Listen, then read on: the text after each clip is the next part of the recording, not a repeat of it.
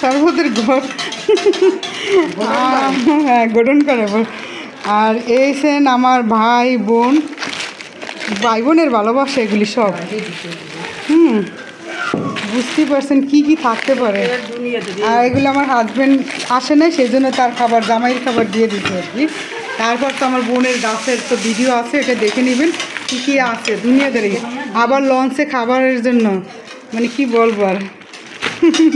তারপরে নিজের সংসারটা টানে আমারে, এখানে ভালোবাসা একই, সংসারের ডেলেন কঠিন, মহা কঠিন। তাই কাজ করতে থাকি, আবার পরে ভিডিও অন করবো।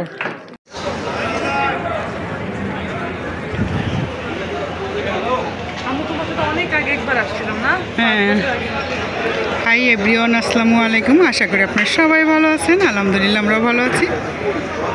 আর এখন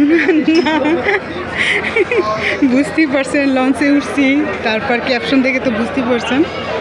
তাহলে আমাদের সঙ্গে থাকুন।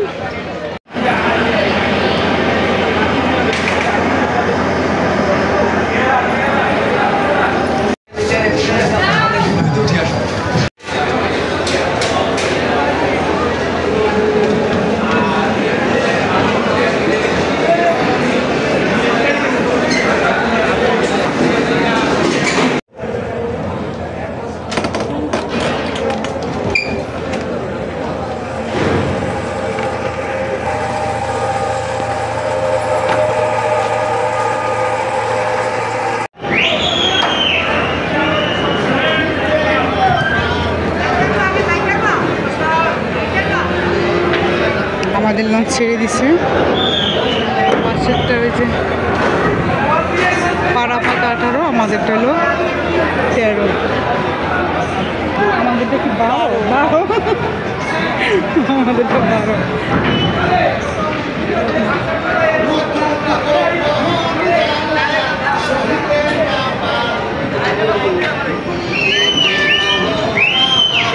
এই গান শুনলে আমার কফি রেট খেবে।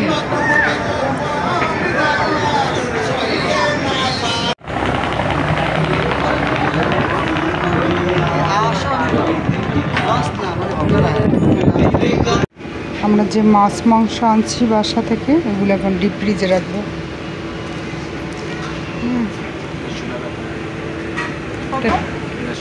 কত? 150 টাকা দিতে হবে? এখন দিতে হবে। এই যে 100 টাকা আছে আপাতত, পরে দিলে হবে না? এখানেই আছে, পরে দিয়ে যাবো নাকি?